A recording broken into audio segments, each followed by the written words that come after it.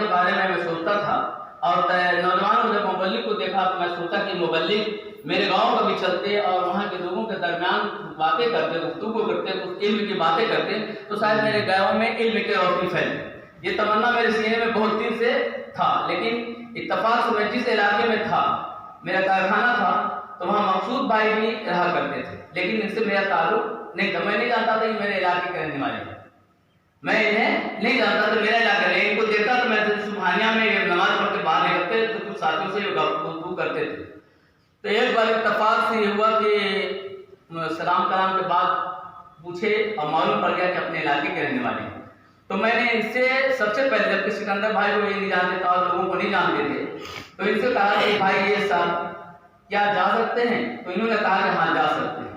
اس کے بعد یہ کوشش ہوئی اور سب سے پہلے جو میٹنگ ہوئی وہ ارے کھا کے ابو الحسن بھائی کے کارخانے میں، بڑے بھائی کے کارخانے میں اپنے ارے کھا کے ایک چھوٹی سی بستی ہے وہاں کے لوگوں نے میٹنگ، وہاں میں نے خود میٹنگ لیا اور تحریک سنی دعوت اسلامی کو لانے کی کوشش کی،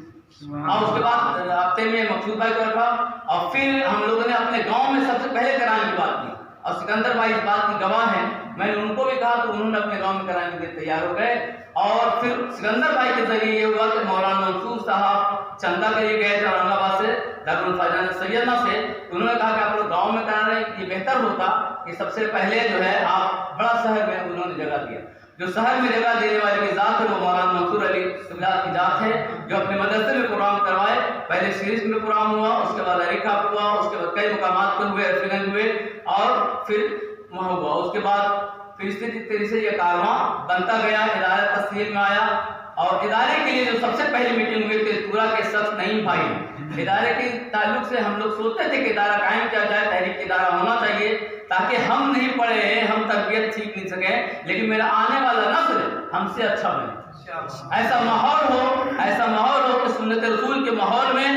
جیسے طریقے سے قرآن کا فرمان ہے تمہیں سر بلند ہو اگر تم مومن ہو جاؤ، ہم یہ چاہتے ہیں کہ ہم سچا، ہم مومن نہ بن سکے، ہم مسلمان ہیں الحمدللہ، اللہ ہمیں سچا مومن بنا دے، بلکہ ہمارے آنے والے نسل بھی سچا مومن ہو جائے اور سر بلندی مقدر بن جائے۔ لیکن آج حالات ایسے ہیں، ہمارے پاس علم بھی ہے، عمل میں کہیں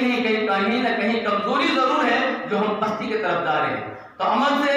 عمل کے قریب آنا ہوگا۔ علم اگر ہے اور عمل نہیں ہے تو ہم پستی کی طرف چلے جائیں گے، تو علم کے ساتھ ساتھ عمل کے لیے ضروری ہے۔ بیٹا تو اپنے ہستی کو اگر کچھ مرتبہ چاہے تو دانا خاک میں مل کر گلے گلزار ہوتا ہے، اور میں قدام کی ہم قدر کریں اور ان سے جو سیکھے اس پر عمل کریں، اور جہاں بھی جائیں